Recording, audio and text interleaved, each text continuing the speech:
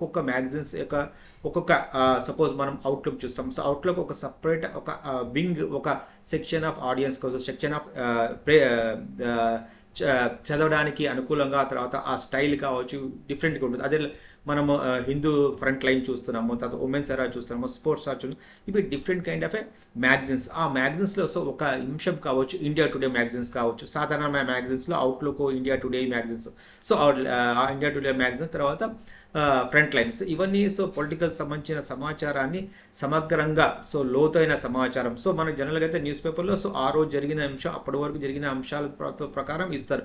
So ఇది so మనకు magazines style వచ్చేసి ఎలా ఉంటుందంటే, సో కొన్ని దినాలు ఒక టైం తీసుకొని తెలిసి ఎనీ కైండ్ ఆఫ్ ఒక డెడ్ లైన్ అంటుంటుంది. సో ఈ రోజే మనం ఈ వ్యాసాన్ని ముగించాలా అని ఒక డెడ్ లైన్ అనేది సో మన మ్యాగజైన్లు. సో ఇక్కడ రాసే అభిప్రాయాలు వ్యక్తం పరచడానికి కావచ్చు, అభిప్రాయాలు చెప్పడానికి కావచ్చు, కులంకుశంగా ఇవ్వడానికి కావచ్చు, సో తన భావ వ్యక్తీకరణ కావచ్చు, స్వేచ్ఛగా సో టైం తీసుకుని ఎలాంటి డెడ్ లైన్ లేకోకుండా మన మ్యాగజైన్స్లో ఇవ్వడం జరుగుతుంది. సో మ్యాగజైన్స్ అనేది కీలకంగా మనకు సో అవుట్లుక్ చూస్తాం, ఇండియా టుడే చూస్తాం. సో దాంట్లో ఏంటంటే సో మొత్తం సో ఒక అంశం తీసుకుంటే ఆ అంశం ఎలా జరిగింది, ఎప్పుడు జరిగింది, సో ఇన్ డీటెయిల్గా లోతైన విశ్లేషణతో సో చదవడానికి, so there is no space, దాంట్లో మ్యాగజైన్లో స్పేస్ టైం కావచ్చు, లేకపోతే స్పెసిఫిక్ డెడ్ లైన్ కావచ్చు, సో మన న్యూస్ పేపర్ లాగా సో మ్యాగజైన్స్ రైటింగ్స్లో ఉండవు. సో అందుకోసం different kind of magazines, different kind of persons యొక్క ఇంట్రెస్ట్ని పట్టేసి వాళ్ళ అభిరుచుల ప్రకారంగా సో ఈ మ్యాగజైన్స్ అని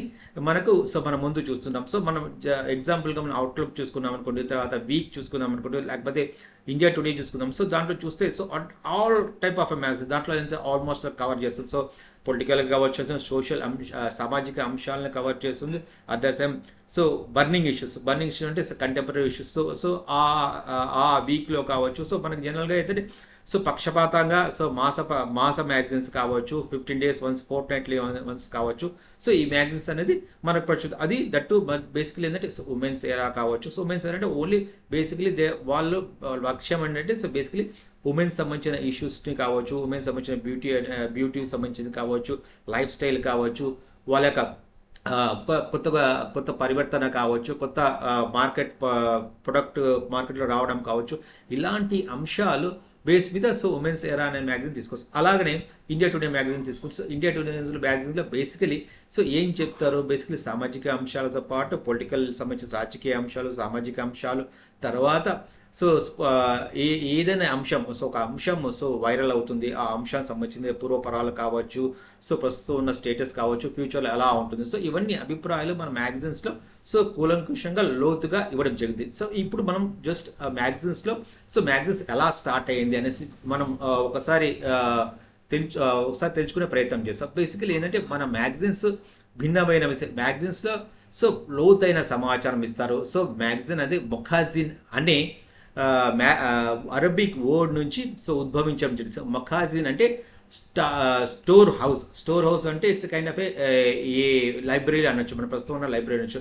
సో 1731లో సో జెంటిల్మెన్ మ్యాగజైన్ ప్రచురితమైంది. సో బేసిక్లీ ఏంటంటే మిలిటరీ సమాచారం కావచ్చు, అప్పుడు జరిగిన యాక్టివిటీస్ని ప్రిజర్వ్ చేసుకోవడానికి, తర్వాత ఆ ముద్రిత రూపంలో తీసుకోవడానికి so gentlemen magazine so first ప్రచురితమైంది. దాని తర్వాత సో సమాచారంను నిల్వ చేసే స్టోర్ హౌస్గా సో దీన్ని రూపాంతరం చెందింది. తర్వాత మనకు పబ్లిక్ రిలేషన్స్ కావచ్చు, మాస్ కమ్యూనికేషన్ కావచ్చు, డిక్షనరీ ఆఫ్ మాస్ కమ్యూనికేషన్ కావచ్చు, తర్వాత జర్నలిజం అండ్ మాస్ కమ్యూనికేషన్ ప్రకారం సో మ్యాగజైన్స్ అంటే press and regulation of book act 1867 ప్రకారంగా ముద్రణ ప్రచురణ సో అది వ్యాపారం కావచ్చు, రాజకీయం కావచ్చు, సినిమా కావచ్చు, ఫ్యాషన్ కావచ్చు, సైన్స్ కావచ్చు, కరెంట్ అఫైర్స్ కావచ్చు, సో ఇవన్నీ ఇలాంటి అంశాల మీద సో మ్యాగజైన్స్ మనకు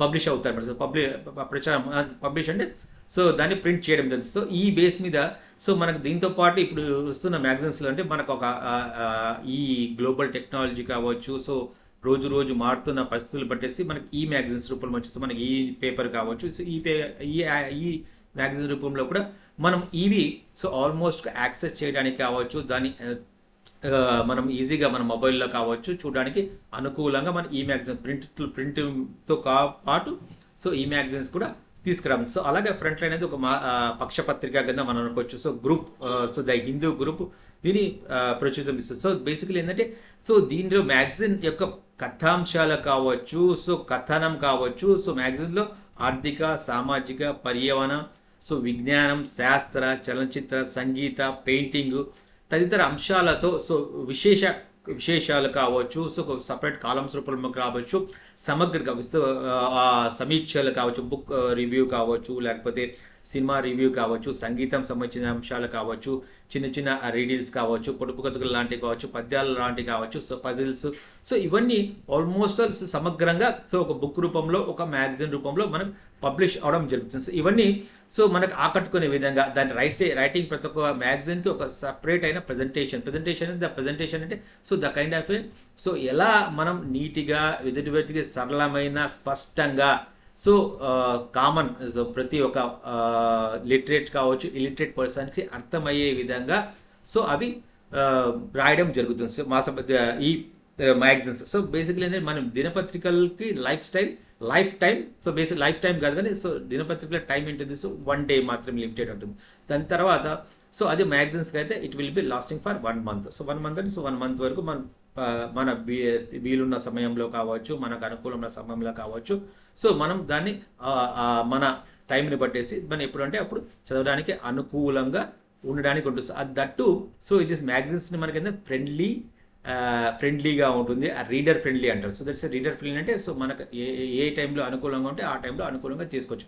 అదే న్యూస్ పేపర్స్ ఆ రోజు మాత్రమే ఉంటుంది. బట్ మనం ఇక్కడ వస్తే సో మనకు న్యూస్ పేపర్లో వచ్చే ఆర్టికల్స్ ఎలా ఉంటుంది, సో ఇన్వర్టెడ్ పిరమిడ్స్ మనం చదువుకున్నాం. సో జర్నలిజంలో ఇన్వర్టెడ్ పిరమిడ్ స్టైల్లో సో ఎలా ఒక అంశాన్ని సో ఇవ్వడం జరుగుతుంది, ఒక వార్తా కథనం కావచ్చు, ఒక వ్యాసం కావచ్చు, సో ఈ ఇన్వర్టెడ్ పిరమిడ్ స్టైల్ రూపంలో సో ఎలా జరిగింది, ఎప్పుడు జరిగింది, సో ఎలా అనే అంశాల మీద మనం వివరించాలి. అదే వార్తా పత్రికలు కాకుండా సో మ్యాగజైన్ రూపంలో స్పష్టంగా ఖచ్చితమైన అంశాలతో సో ఇన్ డీటెయిల్ సంక్షిప్తంగా సో ఇవ్వడం జరుగుతుంది. సో దీంట్లో మ్యాగజైన్ రచన అనేది చాలా ముఖ్యమైనది. సో బేసిక్ ఏంటంటే ఒక టార్గెటెడ్ ఆడియన్స్ని ఉద్దేశంతో సో ఎవరికైతే ఈ మ్యాగజైన్ కావచ్చు, ఈ మాసపత్రిక కావచ్చు ఇంటెండెంట్ ఉందో సో వాళ్ళ అభిరుచుల మేరకు సో వాళ్ళ యొక్క ఎడ్యుకేషన్ బ్యాక్గ్రౌండ్ ఎడ్యుకేషన్ అంటే బేసిక్గా సో ఎనీ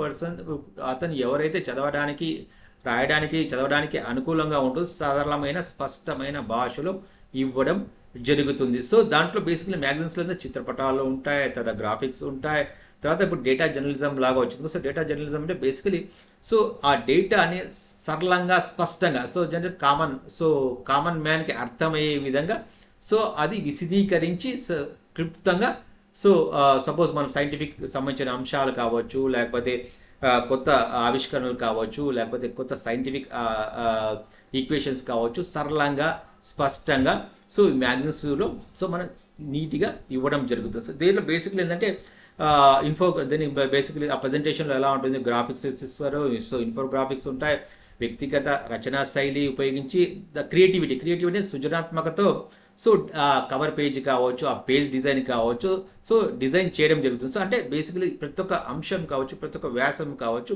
సో నీట్గా ఆ ప్రజెంటేషన్ అనేది సో ఆకట్టుకునే విధంగా సో అది ఇన్ఫోగ్రాఫిక్స్ కావచ్చు, గ్రాఫిక్స్ కావచ్చు, సో ఆ యొక్క చిత్రం కావచ్చు. సో బేసిక్లీ ఇవన్నీ మనం వ్యాసం రాస్తున్నప్పుడు ఒక అంశం మీద మనం లోతైన సమాచారం ఇస్తున్నప్పుడు అవి బేసికలీ సో ఎటువైపు వెళ్ళాలా, సో ఎటువైపు మనం ఇవ్వగలుగుతున్నాం, ఎటువైపు ఇది ఇన్ఫర్మేషన్ ఎక్కువ స్పష్టమైన అంశాలతో సో మనం ఇవ్వగలుగుతాం. సో దానికి సపోర్టుగా ఈ గ్రాఫిక్స్ కావచ్చు, తర్వాత చిత్రాలు కావచ్చు మనం తీసుకొని దాని ప్రకారంగా సో ఆ ప్రజెంటేషన్ కూడా సో క్రియేటివిటీ జోడ్ చేసి సో రూపొందించడం జరుగుతుంది అన్నమాట.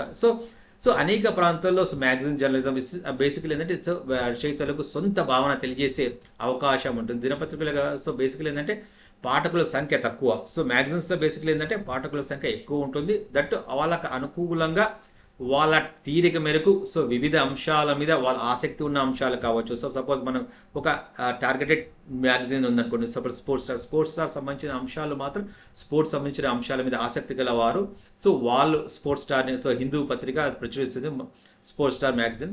సో ఆ మ్యాగజైన్లో స్పోర్ట్స్ సంబంధించిన అంశాలు మాత్రమే, సో అంటే ప్రతి ఒక్క మ్యాగజైన్ కావచ్చు, ప్రతి ఒక్క ఇండివిజువల్ క్రికెటర్ కావచ్చు, ఎనీ క్రీడకు సంబంధించిన ఆ అంశాలు కావచ్చు, అతని యొక్క గ్రాఫ్ కావచ్చు, అతని యొక్క ఎక్స్పెక్టేషన్స్ కావచ్చు, అతని యొక్క బలబలాలు కావచ్చు, సో ఇవన్నీ అంశాలను సో ఈ డీటెయిల్గా సో మనకు మ్యాగజైన్స్ రూపంలో సో ఎక్కువ లోతైన సమాచారంతో మనకు ఇవ్వడం జరుగుతుంది. సో ఇక్కడ మ్యాగజైన్స్లో సో మనం న్యూస్ పేపర్తో పోలిస్తే సో మ్యాగజైన్ అనేది సో 1,00,000 పాఠకులకు పూర్తి సమాచారం ఇచ్చేందుకు సో రచయితలను ప్రోత్సహించడం జరుగుతుంది. రచయితల పనితీరు మెరుగుపరచడానికి, తర్వాత ఇంకా బెటర్మెంట్ చేయడానికి సో ఈ మ్యాగజైన్స్ ఉపయోగించడం. సో మ్యాగజైన్స్ మనకు బేసిక్లీ 2 రకాలుగా ఉంటుంది. సో 2 రకాలుగా అంటే ఒకటి ఆసక్తికరమైనది, సో నెక్స్ట్ ఏంటంటే సో బేసికలీ సో జనరిక్ అంటే సాధారణమైనది. సో ఆ సాధారణమైనది ప్రత్యేక ఆసక్తి, తర్వాత సాధారణమైనది. సో సాధారణమైతే బేసికలీ ఏంటంటే సో మన సాధారణ కేటగిరీలో సో ఇండియా టుడే కావచ్చు, సో అవుట్లుక్ కావచ్చు, తర్వాత ఫ్రంట్ లైన్ కావచ్చు, ది వీక్ కావచ్చు, సో ఇవన్నీ మనం సపరేట్గా ఒక ఉదాహరణగా చెప్పచ్చు. ఆసక్తికరమైనది అంటే సో ది స్పోర్ట్స్ స్టార్ కావచ్చు, సంబంధించిన ఫిల్మ్ఫేర్ కావచ్చు, తర్వాత ఫెమినా ఉమెన్స్ ఎరా కావచ్చు, ఫెమినా కావచ్చు, ఇవన్నీ స్పెసిఫిక్ ఆడియన్స్ అంటే సో వాళ్ళు ఎవరైతే పర్టికులర్ ఆసక్తి గల ఉంటారో, ప్రత్యేకమైన దృష్టి, ప్రత్యేకమైన ఆలోచన, ప్రత్యేకమైన అంశాలు మాత్రమే చదవాలనుకుంటారో, సో అలాంటి వారికి సో ప్రత్యేకమైన మ్యాగజైన్స్ని సో తీసుకురావడం. సో ఇలా మనకు మ్యాగజైన్స్ని మనం 2 విధాలుగా సో మనం దీన్ని నీట్గా సో దాన్ని సెగ్రిగేట్ అంటే సో 2 విధాలుగా విభజించవచ్చు.